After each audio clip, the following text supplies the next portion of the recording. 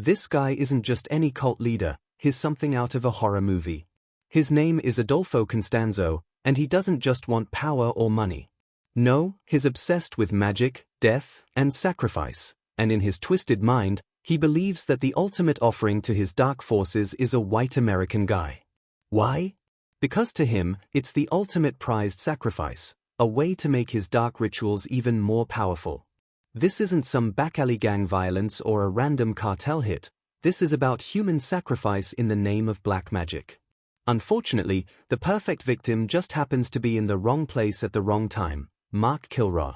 Mark is your average all-American kid, 21 years old, full of ambition, and just trying to enjoy his youth. He's got a bright future ahead of him, his dream is to become a doctor, and he's been working hard toward that goal. But like any college student, he also wants to cut loose and have fun, which is exactly what spring break is for. So in 1989, Mark and his buddies plan the ultimate trip, driving down to South Padre Island, a wild, sun-soaked paradise where college students flock to party like there's no tomorrow. The trip is going great, full of booze, beaches, and late-night adventures. But then, they decide to take a little detour to Brownsville, Texas, right on the border of Mexico. And that's where things start to take a dark turn. In Brownsville, Texas, there is a bridge that people can walk across to enter Matamoros, Mexico. It's a simple crossing, and many American college students go there because Matamoros is known for its wild party scene. The drinks are cheap, the bars stay open late, and the clubs are packed with young people looking to have fun. Mark and his friends are excited, so they decide to check it out. As soon as they cross into Matamoros, they dive straight into the party life. They go from one bar to another, drinking non-stop, laughing, and meeting new people. The music is loud, the streets are full of other students just like them, and everything feels like one big adventure. They drink so much that by the end of the night, they are completely wasted, stumbling back toward the border to return to their hotel. Since the first night was so much fun, they decide to do it all over again the next night. They start bar hopping early, ordering drinks back to back, flirting with girls, and enjoying the wild, carefree energy of Matamoros. Time flies by, and before they know it, it's 2 a.m. The night has been perfect, and they feel invincible. Now, it's time to head back. The streets are still crowded with partygoers, some heading home, others still drinking and dancing. Mark and his friends walk together, tired but happy, making their way toward the bridge. Then, one of Mark's friends suddenly stops. He needs to use the bathroom and walks into a dark alley to take a quick leak. Mark waits nearby, standing just outside the alley, unaware that danger is creeping closer. In just a few moments, his life will change forever. Out of nowhere, a red pickup truck slows down and stops right next to Mark. The guys inside lean out and call to him, asking if he needs a ride. At first, it seems harmless, just some locals offering a lift. But Mark isn't interested. He shakes his head and says, "Nah, I'm good." He doesn't think much of it. Then, in an instant, everything changes. Before Mark can even take a step back, boom, the guys lunge at him. Hands grab at his arms and clothes, trying to pull him into the truck. Panic kicks in. Mark fights with everything he has, twisting, kicking, pushing against them. He's strong, and for a moment, he manages to rip himself free. Without hesitation, he takes off running, his legs moving as fast as they can.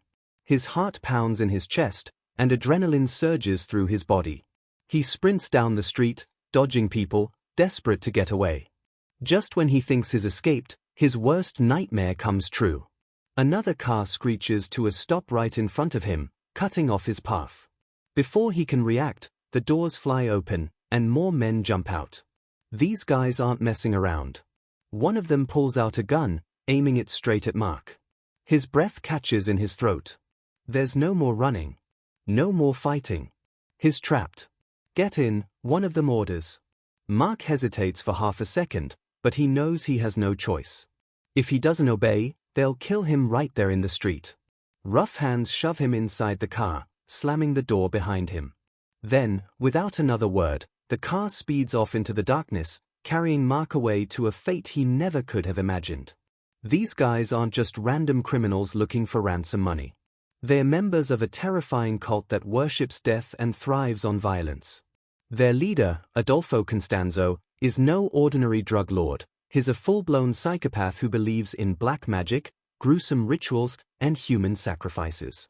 In his twisted mind, killing people in the most brutal ways possible makes him and his followers invincible, protecting them from law enforcement and ensuring their drug empire thrives. Normally, they target rival cartel members or unlucky smugglers who cross them, but this time, Adolfo wants something different. He's convinced that to make his dark magic stronger, he needs to sacrifice a white American male. So, he sends his men out to find one. That's how Mark Kilroy ends up in their hands, completely unaware that he's about to become part of something horrifying. They take Mark to their remote ranch, a terrifying place far from the city, surrounded by nothing but dirt, darkness, and death. It's the kind of place where screams go unheard, and escape is impossible. The cult members throw Mark into the back of a car, handcuffed and helpless, leaving him there for nearly 12 hours. No explanations. No mercy. Just silence and fear. At some point, one of them finally comes to check on him, offering a small amount of food. But instead of telling him the truth, they feed him a lie. "Don't worry, you'll be fine," the man says, his voice disturbingly casual. But Mark won't be fine. Not even close. That night, they move him to a tiny, filthy storage shed, locking him inside with nothing but his thoughts and the creeping dread of what's to come. Then, the real nightmare begins. The torture is about to start, and there's no way out. It's beyond brutal. It's something no one should ever have to endure. The cult doesn't just kill Mark, they break him down, piece by piece, torturing him in ways too horrific to imagine. He is beaten, starved, and tormented, his body and mind pushed to the absolute limit. Every second is filled with pain, fear, and the overwhelming horror of knowing he won't make it out alive. And when the time comes, when Adolfo Constanzo decides it's finally time to complete his twisted ritual, he steps in himself. There's no hesitation, no second thoughts. He grabs a massive machete, his followers watching in eerie silence. Mark, weak and exhausted, is dragged out to a nearby field under the dark night sky. He's too weak to fight, too broken to resist. Then, with one brutal swing, Adolfo brings the machete down on the back of Mark's neck, killing him instantly. But they are not done. This isn't just murder, it's ritual. The cult removes Mark's brain and spinal cord, believing these body parts hold some kind of dark power. They cut his body into pieces, treating him not as a person, but as a sacrifice. Then, they dig a shallow grave and bury what's left of him, convinced that this gruesome act has made them untouchable. In their minds, they are now invincible. Back in Matamoros, Mark's friends have no idea what just happened. One moment, they were walking home together, and now, he's gone. Completely vanished. They retrace their steps, checking every bar, every street corner, asking everyone they see if they've spotted him. At first, they tell themselves maybe he just wandered off with a girl, maybe he had too much to drink and passed out somewhere. But as the hours pass with no sign of him, the fear starts to set in. Something is wrong. Really wrong. Finally, desperate and terrified, they go back to Texas and report him missing. They have no idea they're already too late. Here's where things take a turn. Mark's disappearance isn't just another missing person case that fades into the background. His uncle happens to be a U.S. customs agent, and that changes everything. Unlike most missing college kids, Mark has someone in his family with direct connections to law enforcement on both sides of the border. This means his case gets attention fast. Before long, both Mexican and American authorities launch a massive search effort. They don't just put up a few missing posters, they go all out. Volunteers flood the area, passing out over 20,000 flyers with Mark's face on them. His devastated parents offer a $15,000 reward for any information, hoping someone, anyone, will come forward. Helicopters take to the skies, scanning the rough terrain. Law enforcement brings in off-road vehicles to search the most remote areas. The case explodes in the media, spreading like wildfire. Then, it gets even bigger. America's Most Wanted features Mark's disappearance on national television, blasting his story into millions of homes across the country. But despite all this effort, weeks go by, and nothing. No leads. No suspects. No sign of Mark. It's like he vanished into thin air. And as time drags on, Adolfo Constanzo and his cult start to relax. In their minds, the ritual worked. Their sacrifice made them invisible and untouchable. They keep running their drug empire, keep practicing their black magic, and keep believing that no one will ever come for them. But they couldn't be more wrong. Then, about 2.5 weeks later, fate steps in, and in the dumbest way possible. Mexican police are running a routine drug checkpoint, just a standard stop where they randomly check vehicles for smugglers. Nothing out of the ordinary. But then, one of Adolfo's cult members, a low-level, not-too-bright guy, rolls up to the checkpoint. And instead of just playing it cool and stopping like everyone else, he completely freaks out. His brain short-circuits, and instead of pulling over, he slams his foot on the gas and speeds off. Bad move. Really bad move. Mexican police aren't about to let that slide. But instead of immediately going full high-speed chase with sirens and flashing lights, they decide to be smart about it. They hop into an unmarked car and quietly follow him, curious to see where he's going in such a hurry. And where does this genius lead them? Straight back to the cult's ranch. The one place no one was supposed to find. The hideout where they killed Mark Kilroy. The police don't know it yet, but they've just stumbled upon something way bigger than a simple drug bust. The moment the police set foot on that ranch, they know something is seriously wrong. The place reeks of death and decay, and as they start searching, they uncover a real-life horror movie. First, there are the drugs, piles of them.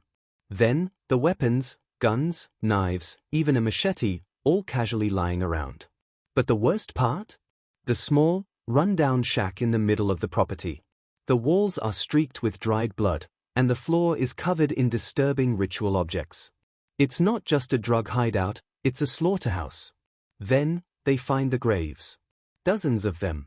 The officers don't waste time, they force the captured cult members to start digging. And what they pull out of the ground is pure horror, 15 bodies, all mutilated beyond recognition. Skulls smashed, limbs severed, organs missing. It's clear these people weren't just killed, they were sacrificed. And among them, they find Mark Kilroy. With this discovery, 4 cult members are arrested on the spot. But Adolfo Constanzo? Nowhere to be found. He's already escaped to Mexico City, where he's hiding in a luxury apartment, trying to lay low. But the police aren't letting this go. They hunt him down, tracking every lead. Eventually, they get a solid tip. Adolfo is holed up in an upscale apartment, thinking he's untouchable. So the cops pull up in full force, surrounding the entire building. Adolfo peeks out the window and sees dozens of armed officers closing in. And in that moment, he knows it's over. But instead of surrendering like a sane person, he goes full psycho. He grabs a machine gun and starts firing out the window. A full-blown shootout erupts, bullets flying, cops taking cover, glass shattering, total chaos. The fight rages on for 45 minutes. But eventually, Adolfo makes a fatal mistake. He runs out of ammo. Adolfo knows the game is over. The police are closing in, and he has no way out. But instead of surrendering like a normal person, he decides to go out on his own terms, in the most twisted way possible. In a final act of pure insanity, he orders one of his own cult members to kill him and his lover. The guy hesitates, probably in shock. Killing innocent people for rituals was one thing, but executing their own leader? That was different. But Adolfo won't take no for an answer. He smacks the guy hard, eyes wild with rage, and screams that if he doesn't do it, he'll burn in hell forever. That's all it takes. Terrified and brainwashed, the cult member raises the gun, takes aim, and pulls the trigger. Just like that, Adolfo Constanzo is dead. A second shot rings out, and his boyfriend follows. With their leader gone, the rest of the cult crumbles. One by one, they are arrested, dragged out in handcuffs, and thrown in prison. Some spend decades behind bars, others never see freedom again. But no amount of justice can erase the nightmare they created. Mark Kilroy's death becomes one of the most chilling spring break tragedies in history. A trip that was supposed to be about fun, drinks, and partying turned into something out of a real-life horror movie, one that no one would ever forget.